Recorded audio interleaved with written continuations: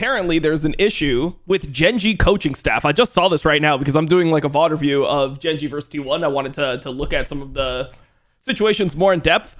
Apparently, the post got deleted because of me and I got blocked. But apparently somebody did a post-match analysis. And it wasn't, they said from the T1 POV, but it is just a coach that watched the matches from GenG perspective. It is just the opinions of a personal LOL coach. Coach Cookie Lol, something like that. Just kidding. It's Cookie Choi Byung Guk. There were so many great scenes and details. So he did an analysis of T1 versus GenG, and people are pissed off about it. If you think a post-match analysis of the semis being posted before finals is giving the best team in China relevant information, you're out of your mind. Analytical content generally has a very short lifespan in a game like League. The guy is just capitalizing on the fact that he's going over a recent match, and that will garner more interest. As an academy coach, he's probably trying to further his career by having public work that can be looked at, can both lead to job opportunities or even a career in content. Now, this is something that we've seen a lot of people do. People don't know this, or people might not remember this anymore, but the way that Dylan Falco originally became an analyst for TSM is by posting detailed analysis on Reddit. He posted detailed analysis. I forget if it was of TSM or one of TSM's opponents. It was something that he posted on Reddit. And he ended up becoming TSM's analyst. Then he became Immortal's coach after that. Then he became, one of the best Western coaches of all time, if not the best Western coach of all time. Dylan Falco started by doing this. It's super weird to say that, like, if you're doing analytical content afterwards, you're somehow like hurting the team. Like, everyone gets to watch the matches and everyone can talk about the matches. I don't understand why T1 fans think this is a fucking big deal, but this is something I've noticed, bro. Like, this is 600,000 views. It's negative 313 likes, 1,300 comments. And like, if you want to know why I hate T1 fans, this is the reason. Is like, you're doing an analysis afterwards, like, and it's like some personal offense for some reason. Like, that's really bad. I mean, if it's such a big deal, why don't one of these viewers, why don't they just make it a detailed analysis on BLG and post it publicly? But yeah, so let's look at the comments. The really evil mindset of the really evil coach of the really evil team is really evil. You can't make this shit up, bro. Like, oh my god, it's so cancerous. Like, it's just so insane, bro. You're pathetic. You're saying that TS Gamco, who didn't even know that Challengers Queue existed, is their election of duty. Wait, what is this? Doesn't even know that much. Okay, I'm usually a GenG Academy coach.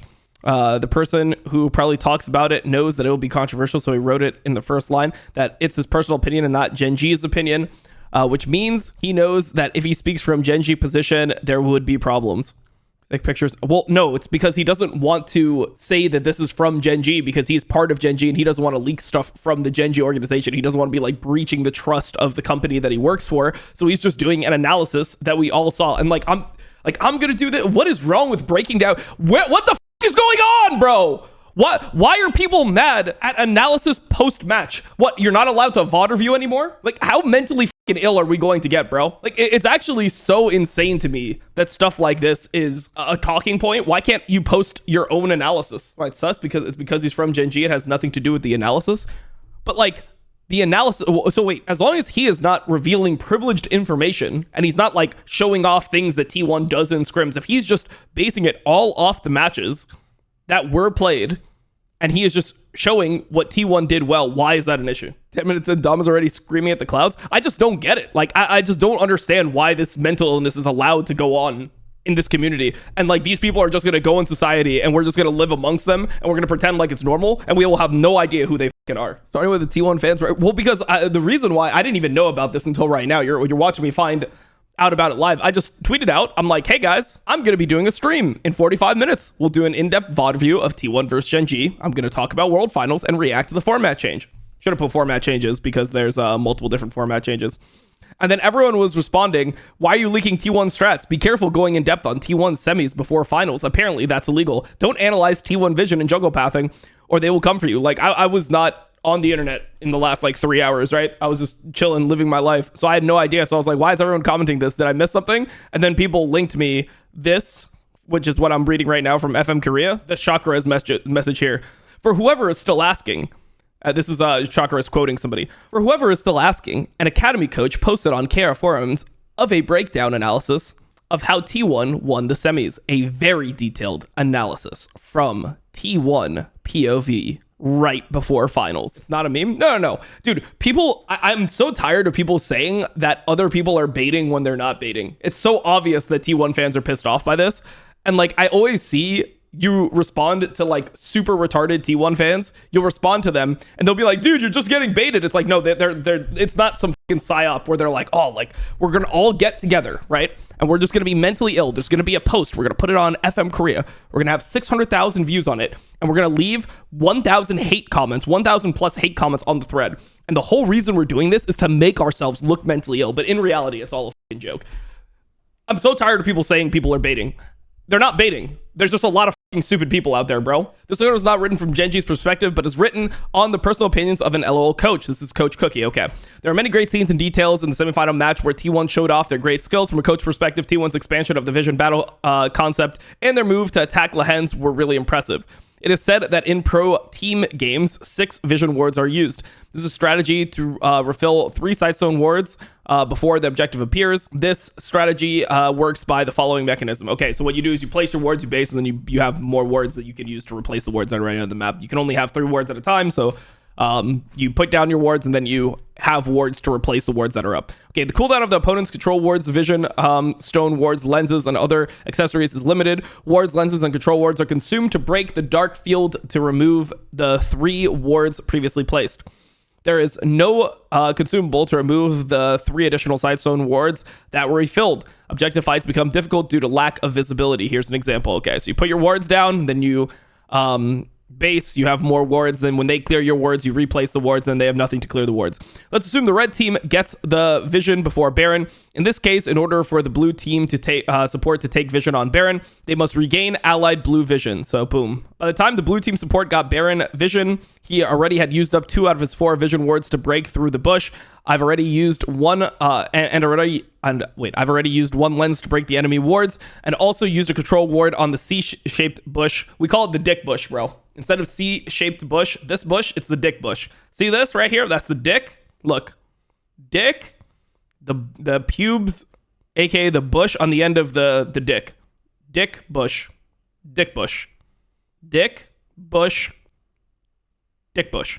Okay. Anyways, by the time the blue team support got Baron vision, he had already used, okay, yeah, we read this. On the other hand, you can have the red team support refill the wards and fight for vision with 2 control wards, 4 Sightstone wards, and a lens. The blue team's vision becomes limited beyond the Baron River, and they are forced to repeat the process of breaking and replacing wards while their vision recedes. Player Lehens had a lot of fun using a somewhat bold vision area deployment and ward refill strategy to make it difficult for the enemy team to secure a backtel or river vision area at the time. Recall, I assume. From the perspective of someone who has lost sight of the battlefield first, it is somewhat difficult to advance the site unless you gain an advantage in the battle. This time, T1 is doing something a bit more interesting in reverse. If you refill the ward, don't you go to a nearby house? What does that mean? If we refill our wards while clearing the vision and fight for the vision quickly, GenG can suppress T1's vision advance, right? Then you will need to ride the return quickly to engage in a vision fight, so you will not be far from where the wards are placed. Okay, true. After acquiring the dragon, Leona moves to work on Baron vision. Conscious of the 20-minute Baron, T1 is also in a situation where they need to use their turn to pressure the top lane by exchanging dragons, of course. This is the turn where Leona can get Baron sight first. Yep, T1 confirms Leona entry into blue. Okay, so they see him. Most support users will agree it is common to go from the river view while breaking the wards by rotating the lens on the red side, red circle area. Yep. However, Keria goes to the river as he is sure the Lehens is still nearby. The basis is as follows. Silas was seen farming top CS. The last scene was Renekton pushing the bottom lane. Therefore, the opponent has no troops to fish in the C-shaped bush, the dick bush, because it is the maintenance turn after eating the dragon. Okay. Keria boldly heads to the river without planting a ward in the vision, or a ward in the bush. Okay. I mean, the thing that was strange about this to me is that I would have to, I'll rewatch it, but it felt like Lehens just did this on a timer that didn't make sense. Like the 20-minute Baron is not a threat when you're at 1840 into the game, right? Like you obviously want to get control here first, right? Like you want to get control here before Baron, but at this timer, like they just got Drake.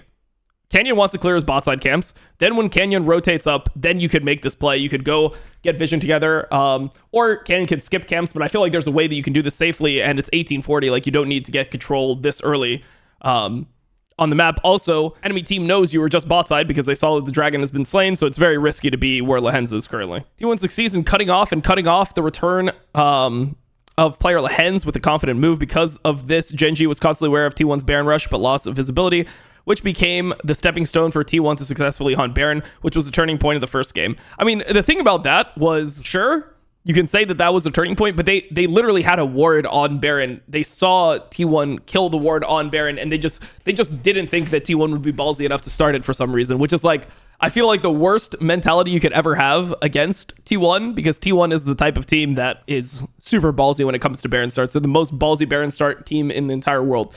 T1 eats Dragon in 3 games. In game 3, I assume. Normally, after hunting the dragon, Ariga should go to Gragas to get the bottom lane. Keria? Ariga? Oh, Ari. Ari is Ariga in... Okay. Ariga should go to Gragas to get the bottom lane. GenG, who gave up the dragon, naturally pressured the top lane and prepared for the 20-minute Baron vision fight by having Lehens boldly take upper river vision. At this point, T1 makes an unexpected move. Since I used the turn on dragon, I usually do Baron vision work after maintenance. It is common for top and bottom lanes to return after clearing the lane to match their team's turn. However, Faker's Akali, who was pushing top in time with Lehens' vision control turn, gives up the next push and joins Zeus's Gragas to make an unpredictable move of waiting in a C-shaped bush, the dick bush, instead of accepting the bottom lane. Yeah, I mean, they have no turret bot lane. I'm pretty sure it's cut off here, but I'm pretty sure at this point in the game, they had no turret bot lane, so they don't actually have to catch the wave until it hits tier 2, so you do have time. Sitting cutting down Rel, but GenG's units that came as a backup to save Rel are in danger. GenG's retreat route is too long because T1 demolished the top tier 2 in advance. GenG is hard to get out of. I mean, this, like, do people really care about him analyzing the fact that like T1 dropped a wave, but like, what is coming out of this that is making people so upset? Because T1, when they don't actually have to catch a bot wave yet because the wave is not crashing on their tier 2, they're moving their top laner from bot lane to actually group up and look for a pick because he has time before he actually needs to catch the wave. This is some insane thing that is like, this is how BLG is gonna beat T1. Bro, if T1 loses because of this, then they're shit. Like, if the only information BLG needed to beat T1 is that, like, yeah, when you're cross mapping, you gotta be careful when somebody doesn't actually have a turret to catch the wave. They don't actually need to catch the wave high. And if they have TP, they can actually make a play on the other side of the map. If that is what breaks T1, like, damn, bro, damn, like. T1, how bad is everyone, bro? How bad is all of League of Legends? All of League of Legends is so shit then. Like, it doesn't make any sense. T1 succeed in cutting down. Okay, we got this. Still cutting down 3 people. The game becomes very advantageous until the 20-minute Baron timing. Ultimately, the key concepts in modern LOL are when, where, and who. The importance of personnel deployment to winning a battle cannot be overemphasized. Information warfare through wards is essential for more efficient personal deployment. In this information war, T1's fundamental question makes me think a lot. Can't we just cut one before we start eating the land? Even if the visibility is poor, isn't it advantageous to have more people? Yeah, so that is something that T1 does really well, is they are willing to like break the like overall rules of the game, right? Like, you don't actually need to sit there and hit wards if the wards are not going to actually do anything. If there's somebody who you can tell based on like the timer of a ward or based on like what happened on the map, like, it's better to just get into the area where you're actually going to be strong than to like care about the vision control in those key moments. So sure, absolutely. The detailed combat scenes and bold psychological warfare between players are really cool. As a coach who studies LOL and makes a living from it, I think analyzing player tendencies and team operations to prepare counterplays is a great element that makes me think that LOL is still a professional sport with infinite strategic potential. For me, who works at GenG, this is a very heartbreaking defeat and sad, but I'm still impressed by T1's performance and how it has advanced the concept of vision in LOL. I hope everyone develops and achieves their goals so that LCK can battle or can become the best league in the world. Oh, sorry. LCK is as fun as you see and know. Perfect. All right. I don't see why this is such a big deal, bro. I really don't see why this is such a big deal.